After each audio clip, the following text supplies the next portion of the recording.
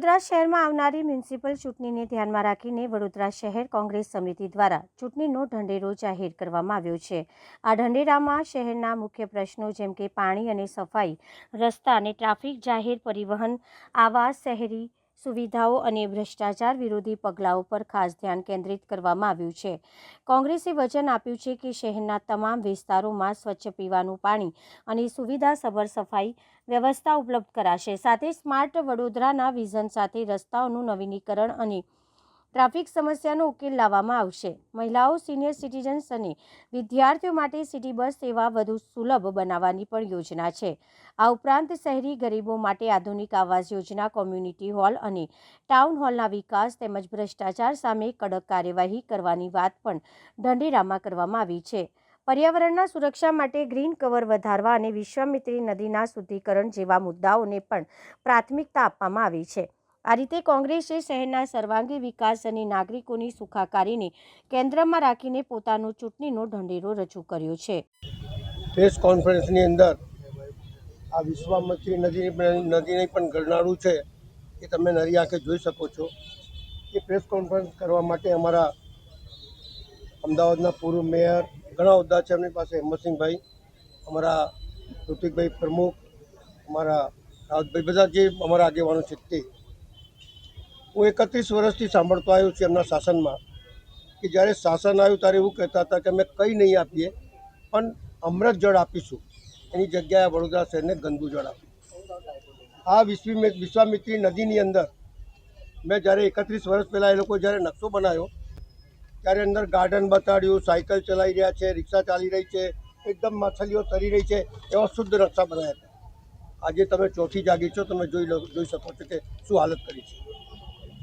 આ restriction zone એ લોકોએ જાહેર કર્યું, કોંગ્રેસ પાર્ટીએ જાહેર કરેલું, એ રિસ્ટ્રિક્શન ઝોન ચેન્જ કરી અને એમના જ બધા નેતાઓને જમીનો આપી છે અને જ્યાં બંગલા બની ગયા છે, બાજુમાં હોટલો બની ગઈ છે। આ પૂરા આવવાનું મૂળ કારણ એમના નેતાઓને આ રિસ્ટ્રિક્શન લાખો સ્ક્વેર ફીટ જગ્યા ચેન્જ કરીને બંગલાઓ બનાવ્યા છે, એના લીધે આ પૂરાયું છે અને આ વડોદરા શહેરનું 5000 કરોડ રૂપિયાનું નુકસાન થયું છે। નાના બાળકોને દૂધ નહીં મળ્યા, 3 દિવસ ભૂખ્યા રહ્યા, આ બધું આમના પાપે થઈ રહ્યું છે। આ શહેરની અંદર જે લોકો 150 રૂપિયાની સિસોટી 3200 રૂપિયામાં સપ્લાય કરે, જે ચાકુ 150 રૂપિયાનું 3200 રૂપિયામાં સપ્લાય કરે, ભ્રષ્ટાચારની તો નીવ રાખી દીધી છે। ભ્રષ્ટાચાર આ લોકોએ શિષ્ટાચાર બનાવી દીધું છે। પણ અમારી પાર્ટીએ જે વચનો આપે છે, કારણ કે આપ્યું છે 180 રૂપિયામાં 2 ટાઈમ ચોખ્ખું પાણી 3 માળ સુધી ચડે, એ કોંગ્રેસ પાર્ટી આપ્યું છે। આ લોકોએ જ્યાં જેની પાસે નળ નથી, ડ્રેનેજ નથી, એનો પણ ટેક્સ ઉઘરાય છે। આ લોકો કોંગ્રેસ પાર્ટી બધું ઘણું આપ્યું છે। ઝોપડપટ્ટીની અંદર વસાહત કરી, કોઈ દિવસ 1 રૂપિયો ટેક્સ નથી લીધો, પણ આ લોકો બધા પાસેથી ટેક્સ લઈ મૂળ ભ્રષ્ટાચાર કોર્પોરેશનમાં રાખી દીધું છે અને ભ્રષ્ટાચારના લીધે કોંગ્રેસ કોર્પોરેશન ડેફિસિટમાં ચાલી રહી છે। આજે પણ આપણે ચોપડો ઉઠાવીને જોઈએ તો ખાડામાં ગઈ છે કોંગ્રેસ, જ્યાં જાઓ તો ખાડા પડી જાય, કોઈનો બાળક મરી જાય, આવી દશા દુર્દશા આ સર સયાજીરાવ ગાયકવાડની નગરીને કરી છે। એને કોંગ્રેસ પાર્ટી વચન આપે છે કે સુધારશે, ભ્રષ્ટાચાર બહાર પાડશે અને ભ્રષ્ટાચારીઓને જેલ ભેગા કરશે, એ કોંગ્રેસ પાર્ટીનો વાદો છે। ઉપસ્થિત ગુજરાત પ્રદેશ કોંગ્રેસના પૂર્વ કાર્યકારી પ્રમુખ, પૂર્વ ધારાસભ્ય, પૂર્વ અમદાવાદ શહેર પ્રમુખ, પૂર્વ મેયર એવા હિંમતસિંહ પટેલ સાહેબ, ઉપસ્થિત અમારા વિરોધ પક્ષના નેતા અને તમામ કોંગ્રેસના અહીંયા આગેવાનો, આપ તમામ પ્રેસ મીડિયાના મિત્રોનું ફરી વખત સ્વાગત કરીએ છીએ। અહીંયા આ જગ્યા જે હિંમતસિંહ પટેલ સાહેબે કીધું કે ઐતિહાસિક જગ્યા, વડોદરા શહેરની ઓળખાણનું જો આપણે નામ બોલીએ તો બધાના મનમાં એક જ નામ આવે કે વિશ્વામિત્રી નદી। ત્યારે યવતેશ્વર મહાદેવના બાજુમાં જે યવતેશ્વર ઘાટ છે ત્યાં આજે આ પ્રેસ કોન્ફરન્સનું આયોજન કર્યું છે।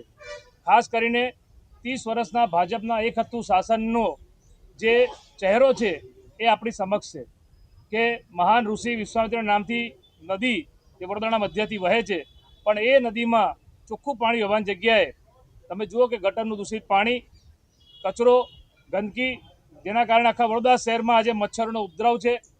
જે મહારાજા સયાજીરાવ ગાયકવાડની વડોદરા નગરી, એને આ ભાજપના શાસનમાં નામ પડ્યું ખાડોદરા, કલાનગરી, સંસ્કારી નગરી તરીકે ઓળખી આજે ભુવાનગરી અને મચ્છરોની નગરી તરીકે ઓળખાય છે।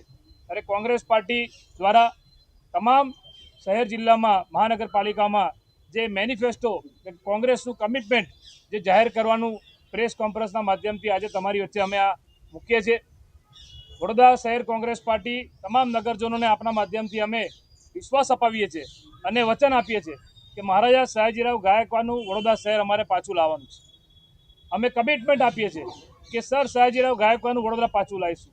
2 ટાઈમ પીવાનું ચોખ્ખું પાણી આપીશું, સારા રોડ રસ્તા આપીશું, ડ્રેનેજની સુવિધા આપીશું અને આ ભ્રષ્ટાચારી શાસકોના પાપે જે દર વર્ષે આ વિશ્વામિત્રી નદીમાં જે પાણી આવે અને એ પાણી વિશ્વામિત્રી નદીમાં જે ગેરકાયદેસર બાંધકામ કર્યા છે જેના કારણે લોકોના ઘરોમાં પાણી આવે છે, ત્યારે એ તમામ ગેરકાયદેસર બાંધકામો પણ અમે હટાવીશું અને જે લોકોના ઘરોમાં પાણી આવે એ બધી ફરિયાદો પણ અમે દૂર કરીશું. કારણ કે આપણે જોયું કે આ ભ્રષ્ટ શાસકોના પાપે 3-3, 4-4 દિવસ આ વડોદરાના નગરજનો, માતાઓ, બહેનો, વડીલો, નાના બાળકો ભૂખ્યા તરસ્યા રહ્યા હતા. આજે પણ વડોદરાના નગરજનોને એ દિવસો યાદ છે. ત્યારે ભાજપના કોર્પોરેટરો, ભાજપના નેતાઓ પોતાના ઘરમાં બેઠા હતા અને પ્રજાને ભગવાન ભરોસે મૂકી દીધા હતા. ત્યારે આ વડોદરા શહેર જે છેલ્લા 30 વર્ષના એક હતું શાસનમાં જે આ શહેરની દુર્દશા કરી છે, ત્યારે અમે સંકલ્પ લઈએ છીએ, કમિટમેન્ટ આપીએ છીએ કે મહારાજા સયાજીરાવ ગાયકવાડનું વડોદરા પાછું લાવીશું. જે લોકો ટેક્સ ભરે છે, વેરો ભરે છે, એને વેરાનું વળતર મળશે, પાયાની સુવિધા મળશે, એ અમે આજે કમિટમેન્ટ આપીએ છીએ. તેના માધ્યમથી સમગ્ર ગુજરાતમાં મહાનગરપાલિકા, જિલ્લા પંચાયત અને જે સ્થાનિક સ્વરાજની સંસ્થાના જે ઇલેક્શનો જે આવ્યા છે એને અનુસંધાનમાં ધ્યાનમાં રાખીને ગુજરાતના ઇતિહાસમાં પહેલી વખત આદરણીય અમારા પ્રદેશ પ્રમુખ અમિત ચાવડાજીએ, આદરણીય અમારા અખિલ ભારતીય કોંગ્રેસ કમિટીના AICCના જનરલ સેક્રેટરી, ગુજરાતના પ્રભારી સાંસદ મુકુલ વાસનિકજીએ અને પક્ષના તમામ લીડરોએ એક નિર્ધાર કર્યો કે જે પણ મેનિફેસ્ટો બનાવીએ કે જે પણ આપણે લોકોની વચ્ચે વચનો આપીએ એ પ્રજાલક્ષી હોવા જોઈએ. અને આપણે જોયું હશે કે આ વખતે કોંગ્રેસના સંગઠનના મારફતે, ચૂંટાયેલા પ્રતિનિધિઓ મારફતે કોંગ્રેસ લોકોના ઘેર ઘેર ગઈ, લોકો પ્રજાના દ્વારે ગઈ, એમની સાથે ચર્ચા વિચારણા કરી, એમના મૂળભૂત કયા મુદ્દાઓ છે એ મુદ્દાઓને જે તે વિસ્તારની અંદર શું સ્થાનિક પરિસ્થિતિ છે એ બધા મુદ્દાઓને ધ્યાનમાં રાખીને ગુજરાતની અંદર આજે અમે જિલ્લા વાઇઝ, શહેર વાઇઝ દરેકના જુદા જુદા પ્રશ્નો છે ને એ રીતે જ અમે આજે જે પ્રજાલક્ષી મેનિફેસ્ટો બનાવ્યો છે એ અમદાવાદ શહેરની અંદર ગઈકાલે પ્રેસ કોન્ફરન્સ થઈ ગઈ. આજે બરોડા, જેને આપણે એક સંસ્કારી નગરી તરીકે સમગ્ર વિશ્વમાં જેની એક ઓળખ છે એવી આજે પ્રેસ કોન્ફરન્સની અંદર ઉપસ્થિત અમારા અહીંયાના બરોડા શહેર કોંગ્રેસના પ્રમુખ ભાઈ શ્રી ઋત્વિકભાઈ જોશી, વિપક્ષના નેતા અમારા સાથી ભાઈ શ્રી ચંદ્રકાંતભાઈ શ્રીવાસ્તવ ભત્તુભાઈ, પૂર્વ વિપક્ષના નેતા કોર્પોરેટર અમીબેન રાવત, અમારા બાહુભાઈ સુરવે, બીજા અમારા ભાઈ શ્રી મારા સાથે પ્રદેશ કોંગ્રેસના પ્રવક્તા પાર્થિવરાજ કાઠિયાવાડ અને અનુજભાઈ નગર શેઠ અમારા સોશિયલ મીડિયાના ઉપપ્રમુખ છે.